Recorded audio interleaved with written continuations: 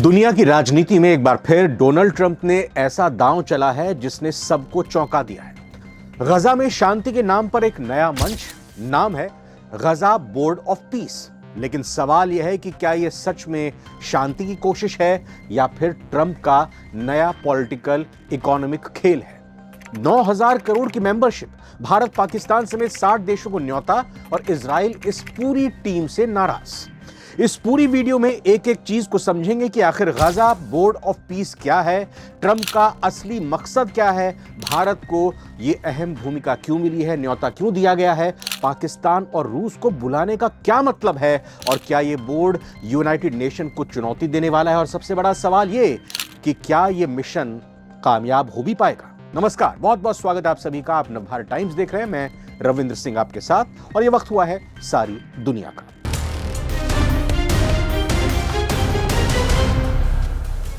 Donald Trump ने एक बार फिर से दुनिया को हिलाकर रख दिया है, लेकिन इस बार मामला ग्रीनलैंड, ईरान या वेनेजुएला का नहीं है और ना ही टैरिफ और ट्रेड डील को लेकर किसी तरह के ट्वीट या धमकी का, बल्कि इस बार ट्रंप ने अरबों रुपए और वर्ल्ड डिप्लोमेसी के एक नए खेल की शुरुआत की है। जी हां, ट्रंप ने ऐलान किया है गजा बोर्ड ऑफ पीस का। लेकिन रुकिए, इस बोर्ड में शामिल होने की एंट्री फीस सुनकर आपके होश उड़ जाएंगे। 9,000 करोड़ रुपए, जी हां, पूरे $1 बिलियन। ट्रंप ने प्रधानमंत्री मोदी समेत दुनिया के 60 देशों को न्योता भेजा है, जिसमें पाकिस्तान और रूस भी शामिल हैं। लेकिन इस खबर ने इजराइल के प्रधानमंत्री बेंजामिन नेतन्याहू को आग बबूला कर दिया है, नाराज कर दिया है। सरल भाषा में कहें तो ट्रंप गजा को फिर से बसाने के लिए एक प्राइवेट क्लब जैसा बोर्ड बना रहे हैं। ट्रंप का कहना है कि गजा की तबाही के बाद अब वहां शांति और विकास के लिए दुनिया के देशों को पैसा और दिमाग दोनों लगाना होगा। लेकिन ट्रंप का स्टाइल देखिए, उन्होंने इस बोर्ड की मेंबरशिप के लिए $1 बिलियन यानी करीब 9,000 करोड़ की मांग की है। अब ट्रंप चाहते हैं कि जो 60 देश इसमें शामिल हों वो गजा के पुनर्निर्माण में इन्वेस्टमेंट करें।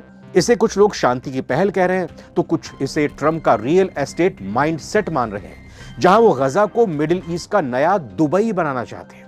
मतलब डोनाल्ड ट्रंप ने प्रस्ताव रखा है कि गजा युद्ध के बाद वहां रिकंस्ट्रक्शन, प्रशासन और शांति प्रक्रिया को संभालने के लिए एक नया अंतर्राष्ट्रीय मंच बनाया जाए। इस बोर्ड में करीब 60 देशों को शामिल होने का न्योता है। भारत, पाकिस्तान, रूस, यूरोप के कई देश, खाड़ी मुल्क और कुछ अफ्रीकी देश इसमें शामिल हैं। लेकिन शांति की मेज पर बैठने के लिए मोटी रकम लगानी होगी। यहीं से विवाद शुरू होता है। आलोचकों का कहना है कि अगर यह शांति मंच है तो इतनी भारी भरकम रकम क्यों? क्या यह अरब अमीर देशों का क्लब बनकर रह जाएगा? ट्रंप के समर्थक कहते हैं गजा का पुनर्निर्माण आसान नहीं है, हजारों इमारतें तबाह हुई हैं, लाखों लोग बेघर हो गए हैं, इसके लिए पैसा चाहिए, बातें नहीं। मतलब बातों से काम नहीं चलेगा। लेकिन सवाल अभी भी कायम है, क्या यह पैसा गजा के लोगों तक पहुंच भी पाएगा या फिर यह एक नया पॉलिटिकल फंड मैनेजमेंट मॉडल होगा? और अब समझने की कोशिश करते हैं कि प्रधानमंत्री नरेंद्र मोदी को न्योता क्यों मिला है, भारत को क्यों इनवाइट किया गया है, भारत की भूमिका कैसे अहम हो जाती है। आगे बढ़ते हैं, बताएंगे, लेकिन एक सवाल आपके लिए छोड़ता हूं, जवाब दीजिएगा कमेंट में। क्या भारत को इस बोर्ड का हिस्सा बनना चाहिए? अपने जवाब दीजिए। लेकिन अब समझते हैं कि भारत को न्योता क्यों मिला है। जिन 60 देशों को खास न्योता दिया है उसमें भारत के प्रधानमंत्री नरेंद्र मोदी को भी इन्विटेशन भेजा है, क्योंकि ट्रंप जानते हैं कि भारत के संबंध इजराइल और अरब देशों दोनों से बेहतरीन है। भारत की ग्लोबल साउथ में जो पकड़ है उसके बिना गजा में कोई भी बड़ी पहल कामयाब नहीं हो सकती।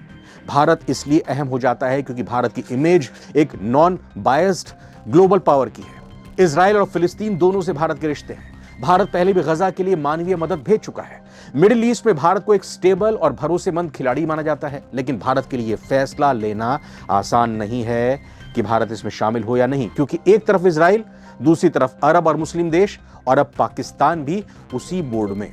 जी हां, भारत के लिए एक बड़ा कूटनीतिक मौका है, लेकिन साथ ही इसमें चैलेंजेस भी कम नहीं है। अब क्या भारत 9,000 करोड़ का भारी भरकम इसमें निवेश करेगा और क्या पाकिस्तान के साथ एक ही टेबल पर बैठना भारत को मंजूर होगा? फिलहाल नहीं लगता कि भारत तुरंत इस ऑफर को कबूल करे, बल्कि इस पर भारत का रुख वेट एंड वॉच वाला हो सकता है।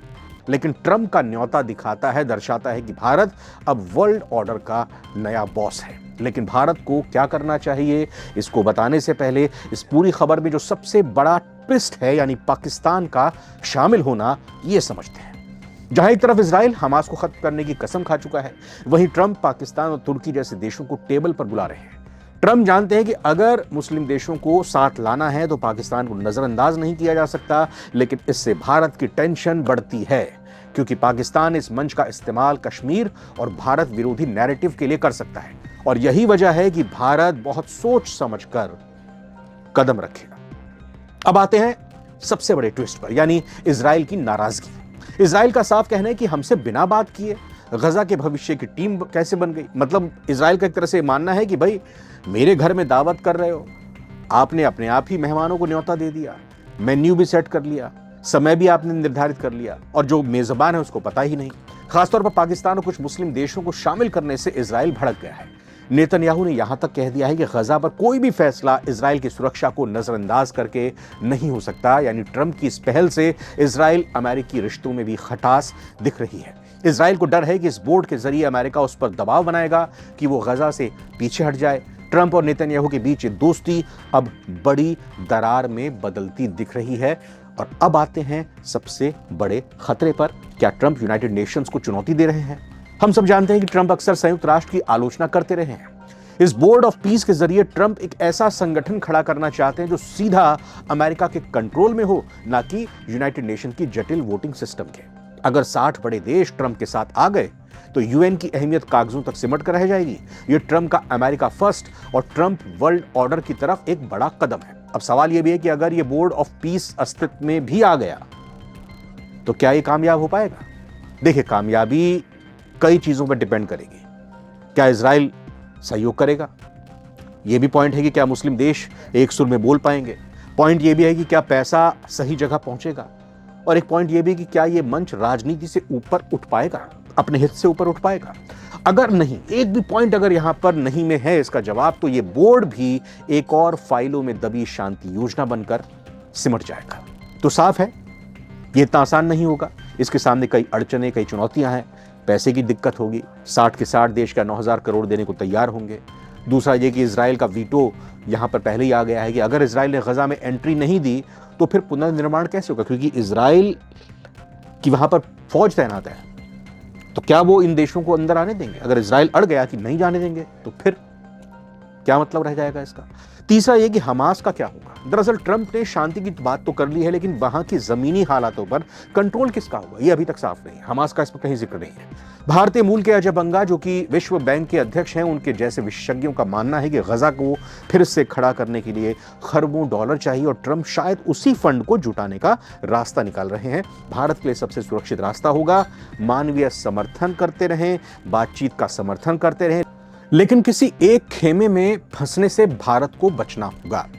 ट्रंप का बोर्ड ऑफ पीस भारत के लिए मौका भी है, चुनौती भी है। तो गजा बोर्ड ऑफ पीस ट्रंप का वाकई मास्टर स्ट्रोक है या सिर्फ एक बिजनेस डील है, ये तो आने वाला वक्त बताएगा। लेकिन एक बात साफ है, मिडिल ईस्ट की राजनीति अब बदलने वाली है। आपको क्या लगता है? क्या भारत को इस बोर्ड का हिस्सा बनना चाहिए और क्या पाकिस्तान का शामिल होना भारत के लिए सही है?